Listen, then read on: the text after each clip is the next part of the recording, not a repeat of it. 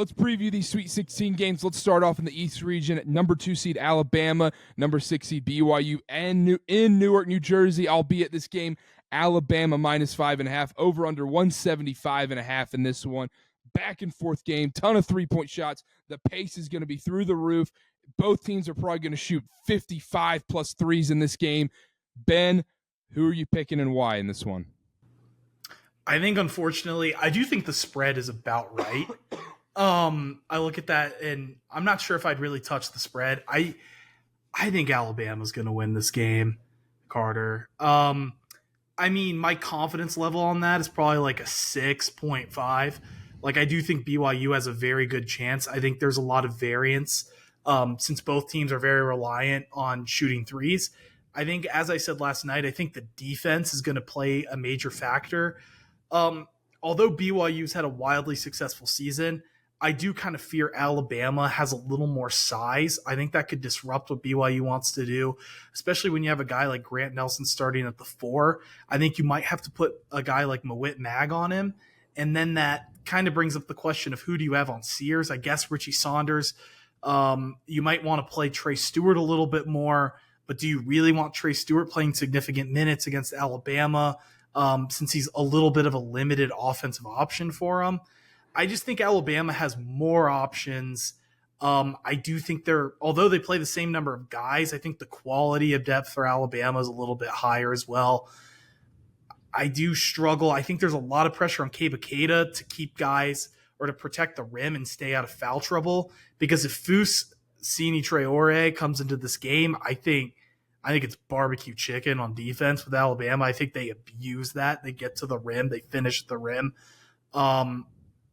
I'm going to go with Alabama. I think BYU, like the model that they're following is this Alabama team in the last few years of Alabama basketball. That's what BYU wants to be long-term under Kevin Young, and I'm not sure they're quite there yet.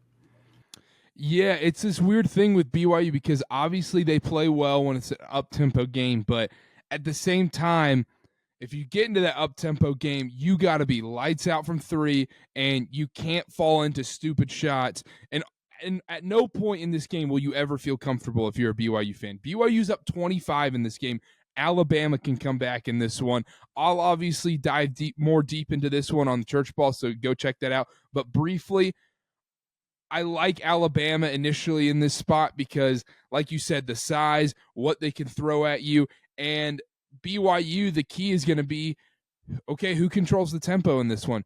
I know BYU wants to get up and down, but Alabama plays better up and down basketball than anybody else in the country. If they're playing fast and it's layups and threes, nobody does it better than Alabama. Even though BYU does it very well, BYU's going to have to slow down the tempo more and also be able to get into their half-court defense and slow things down so Alabama can't get out in transition and get those easy shots. Yegor Demon's going to be key in this one, controlling the tempo in this game and taking the easy shots Alabama gives you. Alabama's defense is nothing. It's not this crazy lights out, it's not old UVA defense. It's not St. John's.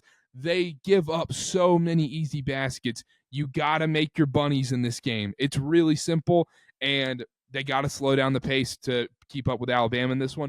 Or if Alabama has an off shooting night, then you're winning this game. But that's basketball 101. You can say that about any basketball game, so it's irrelevant from that point.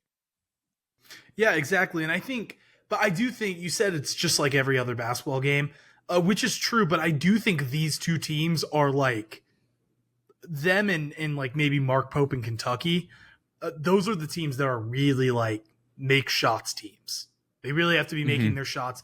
I do think BYU is going to score plenty. My concern is with, I mentioned this last night, you want to force Bama to have to take the mid-range shot.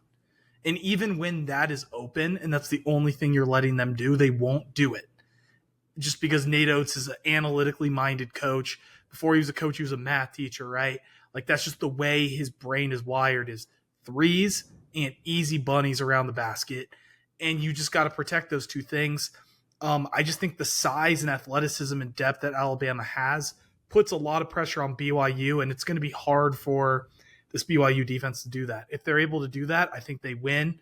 If they're not able to kind of run Bama off the 3-point line and protect the rim, I think Alabama's going to win that game. So I'm going to say Alabama wins this game by maybe 7-8 points, but I think it's a great game.